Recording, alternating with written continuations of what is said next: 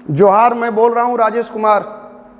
1857 की क्रांति का इसके पहले के वीडियो में हम कारण बता चुके थे राजेश। हम बतलाए थे कि 1857 का विद्रोह एकाएक आया, कोई तूफान नहीं था। भारतीयों के मन में पनप रहे असंतोष का परिणाम था। कारण क्या था कि यहाँ के राजवाड़े दुखी थे, जमींदार दुखी थे, किसान दुखी थे, आदिवासी दुखी थे। हर तबके के मन में आक्रोश का भाव था। अंग्रेजों ने भारत में एक नए वर्ग को जन्म दिया, जो वर्ग कहलाया मिडिल क्लास, और ये मिडिल क्लास खुद में दुखी था। परिणाम यह था कि चाहिए था सबों को नौकरी, लेकिन नौकरी के अवसर थे नहीं। परिणाम यह हुआ कि पनपते असंतोष तो था, लेकिन सबसे बड़ी बात तो ये थी कि बिल्ली के गले में घंटी बांधेगा कौन। क्योंकि अंग्रेजों ने भारतीयों को ये समझा रखा था कि देखो, हम हैं तो ये सड़कें लाए, हम थे तो ये रेल लाए, हम थे तो बड़े बंदरगाह लाए, और हम कितने बड़े हितैषी और शुभचिंतक हैं तेरे, इसका अंदाज़ा इसी से लगाओ। क्योंकि हमने रेल लाया किसके लिए? तेरे लिए। क्यों? ताकि रेल के माध्यम से भारत को भारतीयों से जोड़ा जा सके, सड़कों के माध्यम से गांव को शहर से जोड़ा जा सके, बंदरगाह के माध्यम से भारत को विदेशों से जोड़ा जा सके। अब लोगों को भी लगता था, ये खुली आंखों से दिखता था, लगता था कि हे परमपिता परमेश्वर, तुमसे बड़ा तो कोई खुदा हो ही नहीं सकता, भारतीयों का शुभचिंतक तो कोई और हो ही नहीं सकता। लेकिन सच्चाई तो यही थी कि शहद के नीचे जहर दबा था और राख के नीचे चिंगारी छिपा था। कहने के लिए कुछ था, करने के लिए कुछ था। इसका गवाह तो तब है जब भारत में अकाल पड़ता था। यारा कार्टियर के समय में बंगाल में पड़े अकाल में 1 करोड़ से कहीं ज़्यादा लोगों को मरना, ये बतलाता है कि जिस सुख की बात अंग्रेज करता है, जिस संपन्नता की बात अंग्रेज करता है, उसके आड़ में कितनी गरीबी छिपी पड़ी थी। लोग दुखी थे। जब आए दादा भाई नौरोजी की पुस्तक un British rule in India, poverty on the commerce and means of India, on the works and means of India, जो किताबें थी उनकी, उन किताबों में उन्होंने चित्रित किया कि अंग्रेजों ने कैसे भारत की संपत्ति का भी दोहन किया। जिन भारतीयों को उम्मीद थी कि अंग्रेज आए हैं तो यहाँ पर अंग्रेजों के यहाँ क्या हुआ? औद्योगिक क्रांति, नई टेक्नोलॉजी लाया था, कल कारखाना आया था, तो भारतीयों को लगा था कि उन कल कारखानों का प्रभाव भारत में भी पड़ेगा, नए उद्योग स्थापित किए जाएंगे, नए कल कारखाने स्थापित किए जाएंगे। लेकिन कोई कल कारखाना भारत में स्थापित हुआ नहीं। सूती कपड़ा, समझना कैसे अंग्रेजों ने भारत को बर्बाद किया। सूती कपड़ा का गढ़ था भारत। अब अंग्रेज क्या करता? यहाँ कपास उपजवाता, कपास, लेकिन मील ब्रिटेन में होता। कच्चा कपास भारत से जाता, कपड़ा बन के वहां से आता और उसको भारत में बेचा जाता। मतलब हम अपनी ही चीज को अपने खरीदने के लिए मजबूर हैं। एक ऐसी अर्थव्यवस्था को अंग्रेजों ने जन्म दे दिया जहां पर भारतीयों की तबाही तो तय थी, लेकिन जो बोला जाता था वो संवाद कुछ और था। लेकिन सच्चाई यही थी कि धीरे धीरे वक्त बीतने के साथ साथ लोगों के अंदर राष्ट्रीयता का भाव पनप रहा है। जब अंग्रेजों ने भारत का ईसाईकरण करना आरंभ किया तो हिंदू और मुसलमान दोनों के मन में आक्रोश पैदा होना आरंभ हो चुका था, और उसको हवा तो तब मिला जो कहलाया 1857 का तात्कालिक कारण। जब यह कहा गया कि चर्बी युक्त कारतूस का प्रयोग सैनिकों को करना है, तो यारा चर्बी युक्त कारतूस के प्रयोग की बात करोगे ना, तो उस कारतूस में कहा गया कि इसमें गाय और सुअर दोनों की चर्बी का प्रयोग किया गया है। गाय के नाम पर हिंदू खफा थे और सुअर के नाम पर मुस्लिम खफा थे, और यहीं से 1857 की क्रांति का चिंगारी उठता है। 10 मई 1857, सारा पीडीएफ में है, हम दिखा देंगे। 10 मई 1857, 10 मई 1857, कितना मई बोल रहा हूं मैं? 10 मई 1857, Lord Canning, Lord Canning, Lord Canning. कौन कैनिंग? डेट कितना बोल रहे हैं? 10 मई 1857 को लॉर्ड कैनिंग के समय में मेरठ के सैनिकों को जब वही चर्बी युक्त कारतूस को प्रयोग में लाने की बात कही गई, तो उन सैनिकों ने उस चर्बी युक्त कारतूस को प्रयोग में लाने से सीधे इनकार कर दिया। और देखते ही देखते गुस्से में आकर के, देखते ही देखते, देखो तो किसका, देखते ही देखते गुस्से में आकर के लोगों ने अपने सार्जेंट को गोली मार दी। चूंकि लोगों ने, रख दो, लोगों ने अपने सार्जेंट को गोली मार दी और वो तमाम सैनिक बगावत पर उतर आए। हमने क्या कहा अभी ऑब्जेक्टिव में? 10 मई 1857 लॉर्ड कैनिंग के कालखंड में, मतलब 3 साढ़े 3 के आसपास का समय, जब सार्जेंट ने सैनिकों को चर्बी युक्त कारतूस को प्रयोग में लाने का आदेश दिया, तो सैनिकों ने ऐसा करने से सीधे इनकार कर दिया। जब सर्जेंट ने अत्यधिक दबाव बनाया तो देखते ही देखते लोगों ने सर्जेंट को गोली मार दी। और गोली मार देने के बाद समझ में नहीं आ रहा था कि अब हम करें तो करें क्या। उन सैनिकों को अब समझ में नहीं आ रहा था कि हमारे कदम अगर उठते हैं तो बढ़ेंगे किस ओर। जब बगावत की खबर अन्य बटालियन को भी लगा तो अन्य बटालियन के लोग भी इन लोगों के साथ हो लिए। और जब अन्य बटालियन के लोग इसके साथ हो लिए तो इन लोगों को लगा कि अब क्या किया जाए। तो भारत की आन बान और शान हमेशा दिल्ली रहा है, क्योंकि दिल्ली शासन का केंद्र बिंदु रहा है। यारा अस्ताचलगामी सूरज था, लेकिन नया सवेरा तो आना था। ये लोग चल दिए और पहुंच गए 11 मई का सवेरा। दिल्ली पहुंचे। दिल्ली अभी भोर से जागी, नवजीवन की हलचलें आरंभ हुई है। लोगों ने देखा कि सिपाहियों का एक जत्था आगे की ओर बढ़ा चला जा रहा है। सामने लाहौरी गेट दिखाई दिया। देखते ही देखते सैनिकों ने लाहौरी गेट को उड़ा दिया और सीधे लाल किले के आंगन में जा धमके और बहादुर शाह जफर से ये प्रार्थना किया कि हम सैनिक बगावत पर उतर चुके हैं, आप नेतृत्व करो। बहादुर शाह जफर ने नेतृत्व करने से इनकार कर दिया, क्योंकि उसको अंग्रेजों की ताकत का ज्ञान था।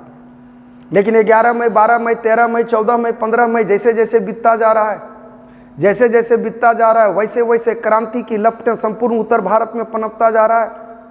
तब लगने लगा कि मेरे भी अच्छे दिन आएंगे, भारतीयों के हाथों में भारत की सत्ता आएगी। और ये नेतृत्व को तैयार हो गए। तो सवाल ये पैदा होता है कि किसने कहाँ नेतृत्व किया। तो यारा किसने कहाँ नेतृत्व किया, इस चीज को दिमाग में रख लोगे। तो दिल्ली में नेतृत्व करता था कौन? बहादुर शाह जफर। अब आ जाओ ऑब्जेक्टिव में। दिल्ली में नेतृत्व करता कौन है? बहादुर शाह जफर या बहादुर शाह द्वितीय। दिल्ली में कौन हो गया? अब ऑब्जेक्टिव लो। आरंभ कब हुआ है क्रांति? 10 मई 1857 को। कब हुआ है? किसके समय में? लॉर्ड कैनिंग के समय में। किसके समय में? किसके समय में? लॉर्ड कैनिंग के समय में। कब? 10 मई 1857। दिल्ली का नेतृत्व करता कौन है? बहादुर शाह जफर। कानपुर, कहाँ का? कानपुर। कानपुर का नेतृत्व करता कौन है? कानपुर का नेतृत्वकर्ता के रूप में आ जाता है जो कैरेक्टर, उसका नाम आता है कानपुर में आ गया नाना साहब। और हाँ, नाना साहब और तात्या टोपे। कानपुर में कौन हो गया? नाना साहब, तात्या टोपे। बोलो, नाना साहब, तात्या टोपे। नाना साहब, तात्या टोपे। दूगो रटाया। लखनऊ में है बेगम हजरत महल। कौन है? बेगम हजरत महल। सुन लेगा, रटा जाएगा। रे हम पढ़ा रहे हैं। बदलाओ। दिल्ली में बहादुर शाह जफर है। दिल्ली में बहादुर शाह जफर है। दिल्ली में बहादुर शाह जफर है। कानपुर में नाना साहब, तात्या टोपे। नाना साहब, तात्या टोपे। नाना साहब, तात्या टोपे। ये जो तात्या टोपे है यारा, ये तात्या टोपे का उसका अपना ही बचपन का दोस्त गद्दारी किया और इनको अंग्रेजों ने गद्दारी का परिणाम हुआ फांसी दे दिया। और नाना साहब भाग करके नेपाल चले गए। सब एक एक लाइन पूछता है, कहाँ चले गए? कौन भागे? हाँ, तो दिल्ली में कौन हो गया? कानपुर में टोपे, नाना साहब, तात्या टोपे। लखनऊ में बेगम हजरत महल। लखनऊ में बेगम हजरत महल। बेगम हजरत महल। दिल्ली में बहादुर शाह जफर। कानपुर में नाना साहब, तात्या टोपे। लखनऊ में बेगम हजरत महल। लखनऊ में बेगम हजरत महल। लखनऊ में Begum Hazrat Mahal. Done डना done done है, हाँ या ना? इलाहाबाद और बनारस। इलाहाबाद, इलाहाबाद और बनारस। यहाँ पर जिसने नेतृत्व किया उसका नाम है लियाकत अली। क्या नाम है? लियाकत अली। क्या नाम है? क्या नाम है? क्या नाम है? इलाहाबाद बनारस, लियाकत अली। इलाहाबाद बनारस, इलाहाबाद बनारस। दिल्ली में बहादुर शाह जफर। कानपुर नाना साहब, तात्या टोपे। कानपुर नाना साहब, तात्या टोपे। लखनऊ में बेगम हजरत महल। इलाहाबाद बनारस, लियाकत अली। इलाहाबाद बनारस, लियाकत अली। इलाहाबाद बनारस, इलाहाबाद बनारस, इलाहाबाद बनारस। डन है। तीसरा चीज ले लो, ये आ गया झांसी, ग्वालियर। ग्वालियर में है झांसी की रानी। ग्वालियर में कौन हो गया? ग्वालियर में। और बिहार तो जानिए रहे हो, कुंवर सिंह। अरे बिहार में कुंवर सिंह है ना। ये वो सुरमा भोपाली सब हैं जिन लोगों ने ब्रिटिश हुकूमत के दांत खट्टे कर दिए। एक बार ब्लाइंड गेम आओ। दिल्ली में बहादुर शाह जफर, कानपुर नाना साहब तात्या टोपे, लखनऊ बेगम हजरत महल, इलाहाबाद बनारस लियाकत अली, इलाहाबाद बनारस लियाकत अली, इलाहाबाद बनारस लियाकत अली, ग्वालियर में झांसी की रानी, ग्वालियर में झांसी की रानी, और बिहार में हो गया कुंवर सिंह, बिहार में दिल्ली में बहादुर शाह जफर, कानपुर में नाना साहब तात्या टोपे, अरे नहीं होता टोपी दिमाग में रखना ना, कानपुर का टोपी, बात समझ में आ गया। लखनऊ में बेगम हजरत महल, लखनऊ की बेगम, कानपुर का टोपी, इलाहाबाद बनारस का अली लियाकत अली, ग्वालियर का हो गया झांसी की रानी, बिहार का हो गया कुंवर सिंह। ध्यान रखना यार, सब पीडीएफ में मिलेगा, क्योंकि ऐसे पीडीएफ देख देख के पोते वाला आदत नहीं है यार, खराब लगता है साला पढ़ाने के नाम पर ड्रामा रच रहे हैं। अब आउटपुट इनपुट क्या होता है सो समझो। ब्रिटिश हुकूमत की जड़ें भारत से उखड़ने लगी। उन लोगों को लगा कि भारत की सरजमी में खून की जितनी नदियां बहानी है बहा दो, लेकिन किसी भी कीमत पर भारत से अंग्रेजों की सत्ता कबरनी नहीं चाहिए। और दूसरा चीज निर्णय लिया, ब्रेनी था ना, कि अगर शरीर पर कंट्रोल करना है तो ब्रेन पर कंट्रोल कर लो। अगर ब्रेन पर कब्जा कर लिया तो शरीर पर ऑटोमेटिक कब्जा हो जाएगा। खेल समझ में आया? अब क्या है, तो सबका ब्रेन कौन था? दिल्ली। बात समझ में आया? तो दिल्ली में 2 अंग्रेज को दिया गया जिम्मेवारी कि तुम कंट्रोल करो। उस अंग्रेज का नाम है निकलसन और हडसन। यहां कलर चेंज करने समझ लेना, वो अंग्रेज है जिन्होंने दिल्ली में खुराफात मचाया। नाम क्या है? निकलसन और हडसन। क्या नाम बोल रहे हैं? निकलसन और हडसन। बोलो Nicholson Hudson, Nicholson Hudson.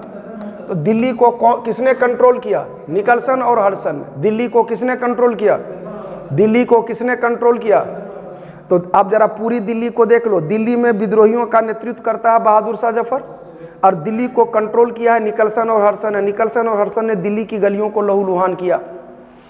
Bahadur Shah Zafar को भागना पड़ रहा है, क्योंकि अब लग गया कि अंग्रेजों का पलड़ा भारी पड़ रहा है। ऐसे ही कानपुर और लखनऊ, ये दोनों जगह को, कानपुर लखनऊ को कंट्रोल किया जिस अंग्रेज अधिकारी ने, उसका नाम है कैंपबेल। नाम क्या है? नाम क्या है? कैंपबेल। कैंपबेल। तो कैंपबेल ने कहाँ कंट्रोल किया? कानपुर लखनऊ। बोलो कानपुर लखनऊ, कानपुर लखनऊ, कानपुर लखनऊ, कानपुर लखनऊ। और नहीं दिमाग भ्रष्ट हो जाए तो क से कानपुर, क से कैंपबेल। जो कांड किया है कैंपबेल कानपुर में, वही कांड हुआ है लखनऊ में। तो कानपुर लखनऊ कैंपबेल, दिल्ली का निकलसन हडसन। और ये जो इलाहाबाद बनारस का नेतृत्व करता है कौन? लियाकत अली। और इसको कंट्रोल किया है कर्नल नील ने। ये नील इतना बड़ा हरामी था, ये क्या करता था, जिस विद्रोही को मारता था अगर वो हिंदू होता तो उसको एकदम इस्लामिक रीति रिवाज से दफन करता था, और किसी मुसलमान को मारता था तो एकदम शुद्ध हिंदी रीति रिवाज से उसको जलाता था। ये बतलाना चाहता था कि इस मजहब के नाम पर लड़े हो, तुम्हारी मृत्यु के बाद भी तेरा मजहब सलामत नहीं है। बिहार का ले लो, बिहार में है कुंवर सिंह। बिहार में है कौन? कुंवर सिंह। इसको कंट्रोल किया है टेलर और आयर ने। किसने? टेलर और आयर, टेलर और आयर, टेलर और आयर। जब अब दिमाग भ्रष्ट होगा तो इसे देखना, बिहार र पे लास्ट किया, कुंवर र पे लास्ट किया, टेलर र पे लास्ट किया, आयर र पे लास्ट किया, सूंघ के मार देना, र फरिया गया। हाँ या ना? अब आ जाओ पीडीएफ में। अगर 1857 की क्रांति में यहाँ का पढ़ा लिखा तबका सपोर्ट किया होता ना यार अपने लेखों के माध्यम से, भाषणों के माध्यम से, तो तय है कि ब्रिटिश हुकूमत का ईंट से ईंट लोग बजा दिया होता। लेकिन दुर्भाग्य इस बात का है कि बुद्धिजीवियों को अब भी लगता था कि अंग्रेजों के आने के बाद अच्छे दिन आएंगे। तो यहाँ ध्यान रखना, पढ़ा लिखा तबका न्यूट्रल रहा, ना अंग्रेजों का विरोध किया और ना ही भारतीय बागियों को सपोर्ट किया। अब जो पढ़ाए हैं सो देख लो। यह विद्रोह मेरठ में हुआ, जान रहे हो, लॉर्ड कैनिंग के समय हुआ, जान रहे हो, 10 मई 1857 को हुआ, जान रहे हो, 11वीं नेटिव इन्फैक्ट्री में 11वीं इस बटालियन 11वीं बटालियन ने किया। अब भी हम बोले शिक्षित वर्ग उदासीन रहा। 1800 वीडी सावरकर ने, वीडी बड़ी पूछता है, वीडी सावरकर ने ही इस विद्रोह को भारत का प्रथम स्वतंत्रता संग्राम कहा है। क्या कहा है? प्रथम स्वतंत्रता संग्राम 1857 की क्रांति को वी.डी. सावरकर ने प्रथम स्वतंत्रता संग्राम कहा है। हीरोज का स्टेटमेंट है, इसको एकलौता मर्द कहा है झांसी की रानी को। किसको? झांसी की रानी। अब जरा देख लो, बहादुर शाह जफर पढ़े हो ना, दिल्ली पढ़ाए हैं ना, निकलसन हडसन है ना, हडसन एड्डा है, निकलसन हडसन हडसन। नाना साहब तात्या टोपे बोले हैं ना, कानपुर बोले हैं ना, कैम्पबेल है ना। अब यहाँ देखो, बेगम हजरत महल है, लखनऊ है, कैम्पबेल है, लक्ष्मीबाई है, झांसी है, हीरोज है, लियाकत अली है, इलाहाबाद है, कर्नल नील है। बिहार देख लो, टेलर आयर है, हाँ या ना। भारतीय सैनिकों को चार्ल्स नेपियर ने, ये नेपियर का कथन था, इस हरामी का यही कहना था कि उच्च जाति के भाड़े के सैनिक का 1857 के क्रांति को, 1857 के विद्रोह के समय वहाँ का प्रधानमंत्री था विस्कॉट पामरस्टन। पामरस्टन दिमाग में रख लेना। अब तुमने, हाँ ये देखो, ये 1857 की क्रांति में ये जो है झांसी की रानी, यारा झांसी की रानी बहुत वीरांगना थी। वो अपने दत्तक पुत्र बुझा रहा है, उसको अपना बेटा नहीं था, गोद लिया हुआ बेटा था। तो अंग्रेजों का कहना था मान्यता दे दो, मान्यता अगर दे देते हो तो हर मोर्चे पर हम तुम्हारे साथ हैं। लेकिन अंग्रेजों ने मान्यता देने से इनकार कर दिया था। तब ये अंग्रेजों के खिलाफ लड़ी थी। अंग्रेजों को लग रहा था कि साला महिला है, कौन चीज बिगाड़ लेगी, लेकिन हुआ उल्टा, हर मोर्चे पर शिकस्त दी। बात समझ में आ रहा है? हाँ, उससे कहीं तेज वीरता के साथ कुंवर सिंह लड़े थे बिहार में, ब्रिटिश हुकूमत को बाप बाप कर दिया था। कह सकते हो कि खूब लड़ा मर्दाना वो तो वीर कुंवर सिंह राणा था। और इस जंग के मैदान में रानी बाई की भी वीरता का बखान तुम कम नहीं कर सकते हो। कह सकते हो देश के लिए ये भी लड़ी कि खूब लड़ी मर्दानी वो तो झांसी वाली रानी थी, और जिसने दी देश के लिए कुर्बानी वो तो शीला की जवानी थी। फरिया गया अब समझेगा। अब कहेगा कि 1857 की क्रांति के बाद क्या हुआ, तो ईस्ट इंडिया कंपनी की सत्ता समाप्त हो गई। ये प्रभाव में आएगा कि इस झगड़ा के बाद क्या हुआ। कंपनी की सत्ता समाप्त, ब्रिटेन पार्लियामेंट के अधीन भारतीय गुलाम हो गए, गवर्नर जनरल भारत का जो पद चलता था वो समाप्त, अब पद हो गया भारत का वाइसराय। बात समझ में आ रहा है? शासन की प्रणाली खत्म, कंपनी की प्रणाली खत्म, पार्लियामेंट्री सिस्टम शुरू, साम्राज्यवाद जो कल तक था कि यहाँ गुलाम बनाओ वहाँ गुलाम बनाओ, ये नीति खत्म। तुम लोगों को देख यारा, पोचाड़ा देख देख के पोते वाला आदत नहीं है। अगर तुम लोगों को ये स्टाइल जिसमें सुन लिया मतलब रट लिया के तर्ज पर चलोगे तो एक बार निश्चित रूप से कमेंट कर दोगे, लाइक कर देना, सब्सक्राइब कर देना। जय हिंद, जय भारत।